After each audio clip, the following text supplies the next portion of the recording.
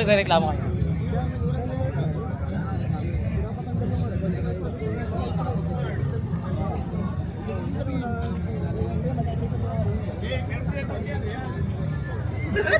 Ang ina mo, pinapaniwala nga ako dyan. Tinawag ka pa ano? Hindi, kasi promotion yan. Hindi ibig sabihin, pero masakit sa mga sarili. Oo, ako naman yun. Oo.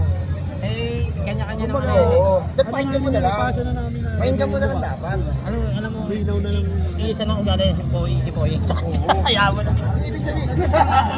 Oo, nandiyan sa ni Poy. Yung ano natin doon sa... Sanayin nyo na, sanayin nyo. Sa mga ganun bagay-bagay.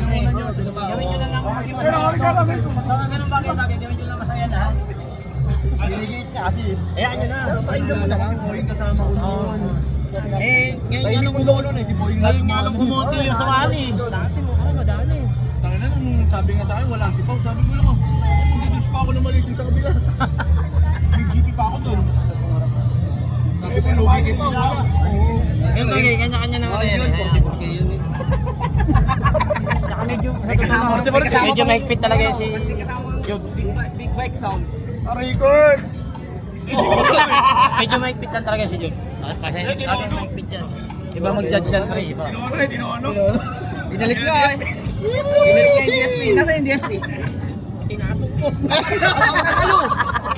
Ako na lang sasalo. Hindi na, kami niya sa iba. Ano nakaraan yun, no? Puta nakataliko. Wala ko impacto eh.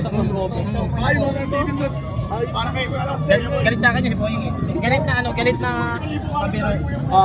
Pagka nakikita kami na, oh, ina mo Sam, baka nang dadaya ka na naman. Ah. Lahat ng ginawa ko, nasabihin ng may daya. Pati lahat ng ginawa naman Boying, lahat ng ginawa ko may daya. Ibig sabihin panlinaw. Eh natural, maganda tulog. Sabi ko, grabe ka pala eh. Kaya galit sa akin yun eh. Hindi mo Tapos wala hindi makakaliwala yun. Gagamit ng cellphone yun. Eh sa akin salpak mo. Tanggalin mo yung battery Ba't kasi ganun pa rin tumutunog kayo, may malinaw pa rin? daya. Ayan, tataka sa akin yun eh. Kaya pala maganda sa na yan. Hindi, pre, si George, okay yan. Ano nyo na lang yung palaan.